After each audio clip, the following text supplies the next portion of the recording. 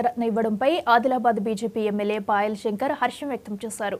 కేంద్ర ప్రభుత్వం ఆయనకు అత్యున్నత పురస్కారం అందించడం మంచి పరిణామమన్నారు. త్వరలో ఫ్లోర్ లీడర్ను ఎన్నుకుంటామని చెప్పారు.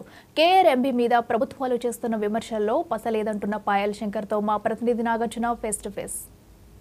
భారత మాజీ ప్రధాని పివి నరసింహరావుకు కేంద్ర ప్రభుత్వం భారతరత్న అవార్డును ప్రకటించడం జరిగింది. దీని మీద మనతో మాట్లాడడానికి ఆదిలాబాద్ ఎమ్మెల్యే పాయల్ శంకర్ గారు ఉన్నారు. వారిని అడిగి తెలుసుకుందాం. సార్ చెప్పండి, పివి నరసింహరావుకి భారతరత్న ఇవ్వడానికి మీరు ఎలా చూస్తున్నారు?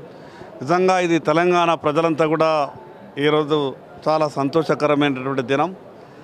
ఒక తెలంగాణ వాసికి భారత ప్రధానమంత్రిగా ఈ దేశానికి సేవలు అందించినటువంటి పివి నరసింహరావు గారికి భారతరత్న ఇవ్వడం తెలంగాణ ప్రజలందరి తరపున భారత ప్రభుత్వానికి ప్రధానమంత్రి నరేంద్ర మోడీ గారికి ప్రత్యేకంగా ధన్యవాదాలు తెలియజేస్తున్నాం. సార్, అయితే గతంలో బీజేపీ నుంచి 3 ఎమ్మెల్యేలు ఉన్నారు. ఇప్పుడు ఈ ఎలక్షన్లో 8 మంది ఎమ్మెల్యేలు పెరిగారు. అయితే ఇంతవరకు బీజేపీ నేతని ఎన్నుకోకపోవడానికి కారణం ఏంది? దీని మీద ఇప్పుడు ప్రస్తుతం ఉన్న ఎమ్మెల్యేలు కూడా అసహనంలో ఉన్నారని తెలుస్తుంది. దీని మీద మీరేం చెప్తారు? భారతీయ జనతా పార్టీ కార్యకర్తలు కానీ నాయకులు కానీ ఎప్పుడు కూడా అసహనంతో ఉండరు. భారతీయ జనతా పార్టీ లెజిస్లేచర్ లీడర్ని త్వరలోనే పార్టీ ప్రకటిస్తుంది. ఎన్నికల మీటింగ్స్ కానీ మిగతా కొంత వర్క్లోడ్ సందర్భంగా కొంత డిలే జరిగింది. పార్టీ అన్ని రకాలుగా ఆలోచించి ఫ్లోర్ లీడర్ని త్వరలోనే ప్రకటిస్తుంది. ఎక్కడా భారతీయ జనతా పార్టీ నాయకులు కానీ ఎమ్మెల్యేలు కానీ క్రమశిక్షణ గలటువంటి కార్యకర్తలు పార్టీ తీసుకునేటటువంటి ఏ నిర్ణయమైనా సరే దానికి కట్టుబడి ఉంటారు. సార్, అయితే ఒక పక్క బీఆర్ఎస్ కానీ ఇంకో పక్క కాంగ్రెస్ కానీ ఒకరి మీద ఒకరు కేఆర్ఎంబీకి ప్రాజెక్టును అప్పగించేశారు, కేంద్రం చేతిలో పెట్టేశారు, మీరంటే మీరు చేశారని చెప్పి సభలో ఒకరి మీద ఒకరు విమర్శలు చేసుకున్నారు. ఈ బీజేపీ తరపు నుంచి మీరు ఈ విమర్శల్ని ఎలా చూస్తున్నారు? కేఆర్ఎంబీకి సృష్టికర్తలే కాంగ్రెస్ టీఆర్ఎస్ పార్టీలు.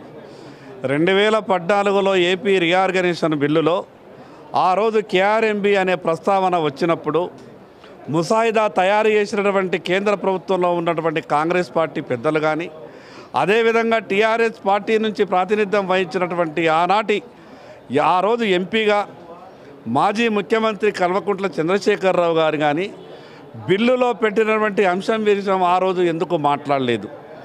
ఎక్కడా కూడా బిల్లులో ఉన్నటువంటి ఏ అంశాలు జోడించినరో కనీసం బిల్లును కూడా చదివేటటువంటి సమయం వాళ్లకు లేకుండే. ఆ 2 రాజకీయ పార్టీలు చేసినటువంటి వ్యవహారం వల్ల తెలంగాణ రాష్ట్రానికి తీరని అన్యాయం జరిగే అవకాశం ఉండే. కానీ ఈరోజు నరేంద్ర మోడీ గారు 2014 ఏపీ రీఆర్గనైజేషన్ బిల్లులో తెలంగాణ రాష్ట్రానికి అన్యాయం జరిగే విధంగా నిర్ణయం జరిగిందని, దాన్ని సవరించాల్సిన అవసరం ఉన్నదని కేంద్ర క్యాబినెట్లో ఆమోదం తెలిపి బ్రిజేష్ కుమార్ ట్రిబ్యునల్కు రాష్ట్రం వారీగా కాదు ప్రాజెక్టులుగా వారీగా నికర జలాలు కేటాయించాలని ఆదేశించడం జరిగింది. ఈరోజు కేంద్ర ప్రభుత్వం పెద్ద మనసుతో నరేంద్ర మోడీ గారు తెలంగాణకు అండగా ఉన్న విషయాన్ని ఈరోజు తెలంగాణ ప్రజలంతా కూడా గమనించాలా. కేఆర్ఎంబీ విషయంలో కాంగ్రెస్ టీఆర్ఎస్ 2 రాజకీయ పార్టీల వ్యవహారమే కేఆర్ఎంబీ అనేది సృష్టించింది. సార్, ఇప్పుడు రేపు ప్రవేశపెట్టే బడ్జెట్ ఓటాన్ అకౌంట్ బడ్జెట్ అంటున్నారు. ఇది పూర్తి స్థాయి బడ్జెట్ కాకుండా పార్లమెంట్ ఎలక్షన్ దృష్టిలో పెట్టుకొని చెప్పి ఈ బడ్జెట్ను ప్రవేశపెడుతున్నారు. దీంట్లో 6 గ్యారెంటీలు ఏదైతే కాంగ్రెస్ పార్టీ ఇచ్చిందో 6 గ్యారెంటీల అమలుకి కేటాయించాలి, వాటిని వెంటనే అమలు చేయాలని చెప్పి మీరు అడిగే అవకాశం ఏమన్నా ఉందా? తప్పకుండా ఓటాన్ అకౌంట్ బడ్జెట్ని ప్రవేశపెట్టుకునేటటువంటి వెసులుబాటు ప్రభుత్వానికి ఉంటుంది. ఓటాన్ అకౌంట్ బడ్జెట్ ప్రవేశపెట్టినా కూడా రాష్ట్ర అవసరాలు అదేవిధంగా ప్రభుత్వం ఇచ్చినటువంటి గతంలో హామీలు ఇవన్నీ కూడా స్పష్టంగా అమలు చేసే విధంగా భారతీయ జనతా పార్టీ డిమాండ్ ఉంటుంది. ఏదైతే భారతరత్న పివి నరసింహరావుకి ఇవ్వడానికి స్వాగతిస్తున్నాం, అలానే భారతరత్న ఇవ్వడానికి కూడా మేము అందరం ఎంతో సంతోషంగా ఉన్నాం. అలానే త్వరలోనే ఫ్లోర్ లీడర్ని కూడా ఎన్నుకునే అవకాశం ఉంది. దీని మీద ఎవరు అసహనంతో లేరని చెప్పి బీజేపీ ఎమ్మెల్యేలు అయితే చెప్తున్నారు. కెమెరామెన్ సునీల్